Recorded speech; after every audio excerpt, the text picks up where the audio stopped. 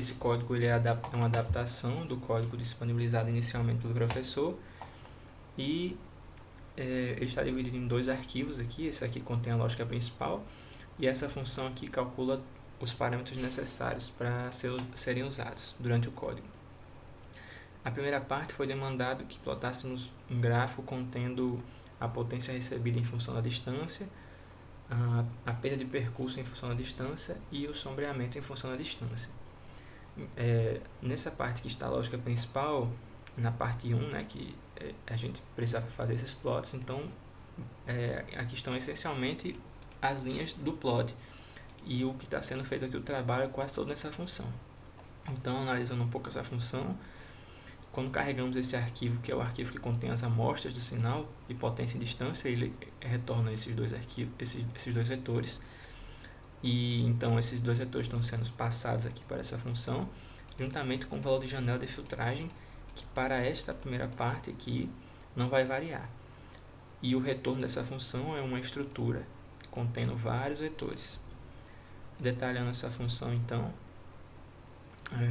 essa função está separando as contribuições do desvanecimento de larga e pequena escala do sinal. Para extrair informações do desvanecimento de larga escala, está sendo passado um filtro média móvel nos vetores de potência, nas amostras do vetor de potência.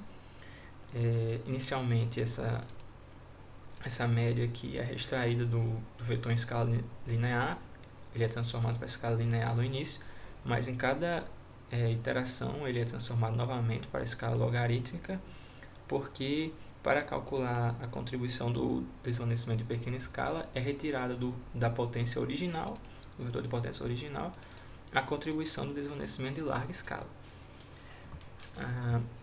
Mais na frente, o que é feito aqui é o cálculo da envoltória normalizada para posteriormente fazer o cálculo da distribuição acumulada, juntamente com algumas transformações para a escala linear novamente.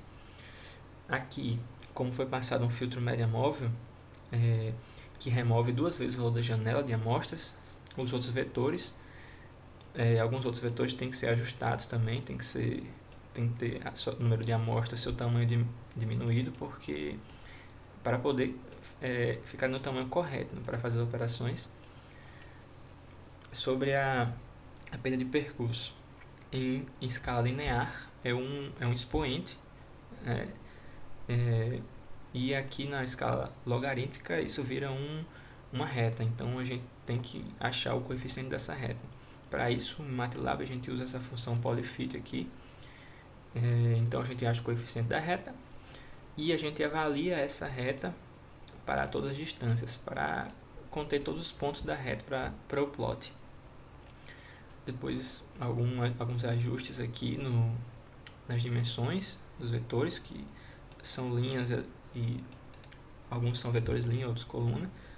Então, por fim, o vetor contendo a contribuição do sombreamento apenas é retirar do desvanecimento de larga escala a contribuição da perda de percurso. E aqui estão os vetores de retorno. Bom, tendo esses valores, a gente então vai fazer os plots.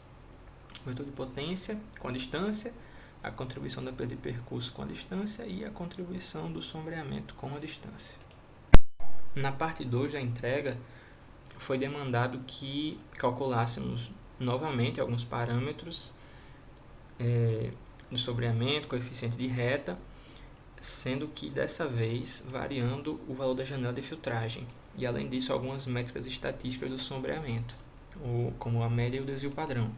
Então, o que está sendo feito essencialmente aqui é um loop iterando no vetor de estruturas, ou melhor, na estrutura, criando assim um vetor de estruturas com todos aqueles valores para cada valor de W desse, cada valor de janela. Em seguida, esses valores estão sendo colocados em uma tabela para melhor visualização. Na terceira parte da entrega, foi pedido que descobríssemos qual a melhor distribuição de probabilidades que se adeque aos dados do desvanecimento de pequena escala. E qual a melhor distribuição, quais seus parâmetros, qual a segunda melhor distribuição e seus parâmetros para cada valor de janela de filtragem. Então, para fazer esse cálculo de melhor aderência, vamos utilizar algum teste estatístico.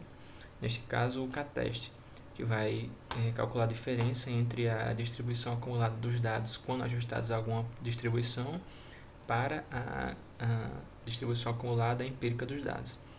Então, para cada rolo de janela, vamos iterar e em cada rolo de janela vamos fazer esse teste para cada uma dessas distribuições que já se sabe que tipicamente modelam os desvanecimentos de pequena escala. Bom, para calcular esse ajuste, para ajustar os dados a uma distribuição e calcular seus parâmetros, vamos utilizar a função fitDist do MATLAB, que vai utilizar a envoltória normalizada calculada anteriormente. Então, isso aqui está gerando um array multidimensional. Em cada valor de janela está sendo calculado, fazendo ajuste da distribuição dos dados e seus parâmetros.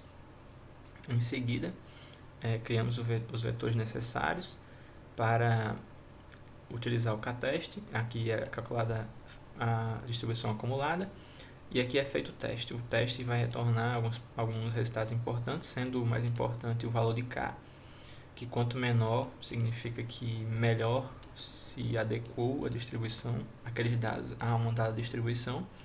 O valor de h também ajuda a saber se o teste de hipótese aceita ou rejeita a hipótese de os dados pertencerem àquela distribuição. Feito isso, vamos saber agora qual é a primeira distribuição que melhor se adequa e a segunda baseada no valor de k, né? Então temos que obter todos os valores de k para cada valor de w. Então vamos iterar agora nos valores de w novamente e vamos ordenar os valores do resultado para as quatro distribuições em cada valor de w. Vamos retirando os valores de k. Então vão sair o menor valor e o índice dele. E agora, tendo o menor valor e o índice, a gente vai usar para saber qual é o nome da distribuição, o valor do k, né? O valor que está na primeira posição, que é o menor valor, já que ele está ordenado de maneira crescente. E a gente vai utilizar aqui, vai nesse array aqui, em cada valor de w, e vai colocar o índice dele, para já retornar o nome dos parâmetros, porque cada distribuição dessa tem um nome de parâmetro diferente, bem como o valor desses parâmetros aqui, o valor dos parâmetros na primeira posição. E para a segunda melhor distribuição, de maneira semelhante, o índice da segunda melhor, o segundo menor k e o nome dos parâmetros dessa distribuição, essa mesma distribuição aqui, e o valor dos parâmetros dessa mesma distribuição.